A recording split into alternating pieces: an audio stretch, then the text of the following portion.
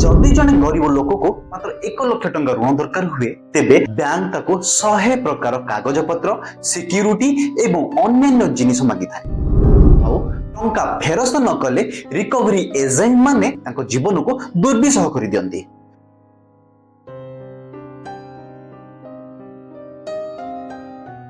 Covid समय हेउ किंबा जेकोसी परिस्थिति ए सब क्षेत्र रे कठोरता रहिबा उचित कारण सही टंका हेउची साधारण जनता कष्ट अर्जित धन किंतु लोक माने सेते बेले क्रोधित हुअन्ति जेते बेले सही सम्मान बैंक जने धनी व्यक्ति को कौनसी सिक्यूरिटी बिना केवल तांको नाम रे कोटी कोटी टंकार ऋण दे दिए। सही व्यक्ति निजर क्षमतार अपव्यवहार करे एवं पाखरे टंका थाई मध्य ताहा फेरस्त करे नाही। से जानि थाए जे उपरु तळ पर्यंत सरकार हेउ कि सरकारी बैंक केही तांकर किछि भी बिगाड़ी परिबे नाही।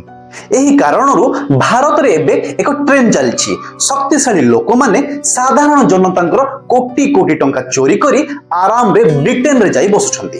एबे मु आपनको सामने रे जेते बेले समस्त तथ्य रखिबी सेते बेले आपण निजे कहिबे जे ऋण नाम रे भारत रे की प्रकार सर्कस सृष्टि करा जायछि। समस्त बड़ बड़ लोक माने एही खेल को आखि बुझी देखुछंती कारण सेथिरे सेमानकर निजस्व स्वार्थ जडित रहिछि। विजय माल्या कौन कले से विषय रे आपण निश्चय सुनिथिबे किंतु एही वीडियो रे मु आपण को जे तथ्य रखिया पई जाउछि ताहा सुनि आपण आश्चर्य होई जिवे किपरि एही रंगीन मिजाज रो मनीष आईन को परिहास करी ब्रिटेन को फेरार होई गला एवं समस्त केवल चाहि रहि गले। एही वीडियो रे दिया जाइतवा तथ्य सुप्रीम कोर्ट रो आदेश कोर्ट रो निष्पत्ति विभिन्न पुस्तक एवं न्यूज आर्टिकल निया जाइछि। एही संपूर्ण घटना को बुझिया पाई हमको टिके पछकु जिबाक पड़िबो। 1915 मसिया रे भारत रे अनेक छोट छोट बियर कंपनी थिला जहा ब्रिटिश सैनिक को पाई बियर प्रस्तुत करुथिला।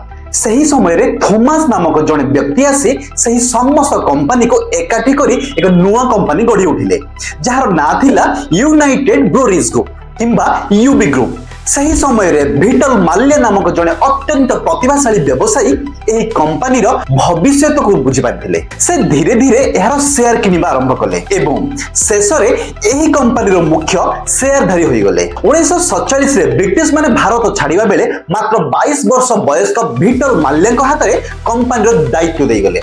से अत्यंत बुद्धिमान थिले एवं तांको नेतृत्व रे यूबी ग्रुप रो द्रुत गति रे आगु बढ़ी चलिला। 1951 रे एही ग्रुप मैकडॉवेल को निज अधीन को नेला। एहा परे 18 डिसेंबर 1955 रे भिटल माल्या एवं ललिता रामायणकर एक पुत्र संतान हेला जहार नाम रखा गला विजय माल्या। विजय माल्या जने अति धनी परिवार रे जन्म होइथिले तेणु तांको जीवन शैली साधारण पिलांको ठारू भिन्न थिला। जेतेबेले भारत रे पिला माने गिल्ली दंडा खेलुथिले माल्या सेतेबेले बैटरी चलित कार व्यवहार करुथिले जहा भारत देखिबा को भी मिलुथिला। स्कूल जिबा बेले से तांको कार रे साइलेंसर काढी देइथिले जेपरि गाड़ी रे शब्द सुनी समस्त तांको देखिबे। अन्य पटे तांको पिता भिटल माल्या मध्यम व्यवसाय रे नुआ नुआ कौशल प्रयोग करुथिले। से आईएमएफएल बा भारत रे प्रस्तुत विदेशी मदर धारणा आनिले जहा आज मध्य बोतल ऊपर लेखा होइथिबार आपन को देखिया को पाइबे। भिटल माल्या निज पुओ को भविष्य पई प्रस्तुत करू से तांको व्यवसाय परिचालना सिखिबा पई अमेरिका पठाइथिले। भारत फेरिबा परे विजय माल्या यूबी ग्रुप रे एक कॉर्पोरेट ढांचा तयारी कले जेउथिरे वीपी एवं एवीपी भली पद रखा गला। एहा द्वारा कंपनी रो परिचालना अत्यंत सहज होई गला। Gentlemen, the curbs are severe. Chairman, what is the plan?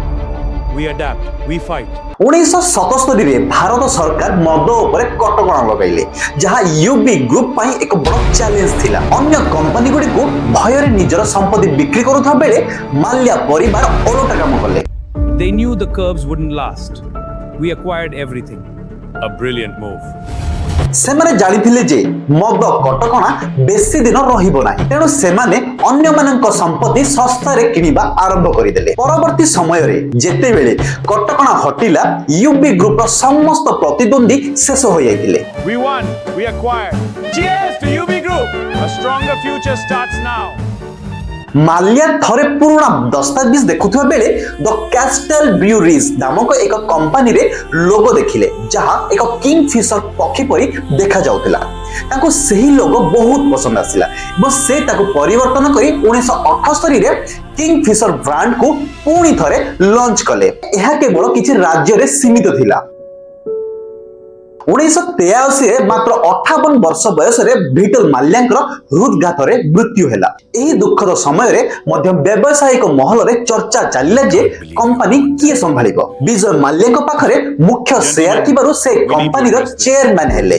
ସେତେବେଳେ କମ୍ପାନୀର କାରବାର 350 କୋଟି ଥିଲା। ମାଲ୍ୟା ବୁଝିପାରିଥିଲେ ଯେ ଅସଲ ଲାଭ ମଦ ବ୍ୟବସାୟରେ ଅଛି, ତେଣୁ ସେ ସେହି ଦିଗରେ ଧ୍ୟାନ ଦେଲେ। ଆରମ୍ଭରେ ତାଙ୍କର କିଛି ନୂଆ ପ୍ରୟୋଗ ବିଫଳ ହେଲା, କିନ୍ତୁ ପରେ ସେ କିଙ୍ଗଫିଶର ଉପରେ ଧ୍ୟାନ ଦେଲେ। ସେ ପୁରା ଭାରତରେ ବିତରଣ ବ୍ୟବସ୍ଥାକୁ ସୁଧାରିଲେ। କାଚ ବୋତଲ ବଦଳରେ ସେ କ୍ୟାନ୍ର ବ୍ୟବହାର ଆରମ୍ଭ କରିଥିଲେ, ଯାହା ଖର୍ଚ୍ଚ କମାଇଲା। ଏଥିସହିତ ସେ ଅଧିକ ମଦ୍ୟ ସାରା 8% ଆଲକୋହଲ ଥିବା ବିୟର ଲଞ୍ଚ କଲେ, ଯାହା ଲୋକଙ୍କ ମଧ୍ୟରେ ଅତ୍ୟନ୍ତ ଲୋକପ୍ରିୟ ହେଲା। 1986 ସୁଦ୍ଧା କିଙ୍ଗଫିଶର ଭାରତର ସବୁଠାରୁ ବଡ଼ ବ୍ରାଣ୍ଡ ହୋଇଗଲା। ବିଜୟ ମାଲ୍ୟା କିଙ୍ଗଫିଶରକୁ କେବଳ ଏକ ବ୍ରାଣ୍ଡ ନୁହଁ, ବରଂ ଏକ ଲାଇଫଷ୍ଟାଇଲ ଭାବେ ଗଢି ତୋଳିଲେ। ମଦ ବିଜ୍ଞାପନ ଉପରେ କଟକଣା ଥିବାରୁ ସେ ସରୋଗେଟ ଆଡର ସାହାଯ୍ୟ ନେଲେ। ସେ କିଙ୍ଗଫିଶରର ସୋଡା ପାଣି ବୋତଲ ଏବଂ ସୁଇମ ସୁଟ କ୍ୟାଲେଣ୍ଡର ମାଧ୍ୟମରେ ବ୍ରାଣ୍ଡର ପ୍ରଚାର କଲେ। କ୍ୟାଟ୍ରିନା କେଫ୍ ଏବଂ ଦୀପିକା ପାଦୁକୋନଙ୍କ ଭଳି ଅଭିନେତ୍ରୀ ମାନେ ମଧ୍ୟ ଏହି କ୍ୟାଲେଣ୍ଡର ମାଧ୍ୟମରେ ଲୋକପ୍ରିୟ ହୋଇଥିଲେ। ୟୁପି ଗ୍ରୁପର ମୂଲ୍ୟ 40 କୋଟିରୁ ବଢି 6000 କୋଟିରେ ପହଞ୍ଚିଲା। ମଦ ବ୍ୟବସାୟ ପାଇଁ ସରକାରଙ୍କ ସମର୍ଥନ ଅତ୍ୟନ୍ତ ଆବଶ୍ୟକ ଥିଲା, ତେଣୁ ମାଲ୍ୟା ରାଜନୀତିରେ ପ୍ରବେଶ କରିବାକୁ ଚାହିଁଲେ। 2002 ରେ ସେ କର୍ଣ୍ଣାଟକରୁ ଜଣେ ସ୍ୱାଧୀନ ରାଜ୍ୟସଭା ସଦସ୍ୟ ଭାବେ ନିର୍ବାଚିତ ହେଲେ, ଯେଉଁଥିରେ ଜନତା ଦଳ ଏବଂ କଂଗ୍ରେସ ତାଙ୍କୁ ସମର୍ଥନ କରିଥିଲେ। ଏବଂ ସେ କେବଳ ଜଣେ ବ୍ୟବସାୟୀ ନୁହଁ, ବରଂ ଜଣେ ସମ୍ମାନିତ ସାଂସଦ ହୋଇଗଲେ। 2004 ରେ ମାଲ୍ୟା ଏୟାରଲାଇନ୍ସ ବ୍ୟବସାୟରେ ପାଦ ଦେବାକୁ ସ୍ଥିର କଲେ। କମ୍ପାନୀର ସିଏଫଓ ଏବଂ ବୋର୍ଡ ସଦସ୍ୟମାନେ ଏଥିରେ ଖୁସି ନଥିଲେ, କିନ୍ତୁ ମାଲ୍ୟା ନିଜ ନିଷ୍ପତ୍ତିରେ ଅଟଳ ଥିଲେ। ସେ ନିଜ ପୁଅ ସିଦ୍ଧାର୍ଥର 18ତମ ଜନ୍ମଦିନରେ ଏହି ଏୟାରଲାଇନ୍ସକୁ ଉପହାର ଦେବାକୁ ଚାହୁଁଥିଲେ। 9 ମେ 2005 ରେ କିଙ୍ଗଫିଶର ଏୟାରଲାଇନ୍ସ ଲଞ୍ଚ ହେଲା।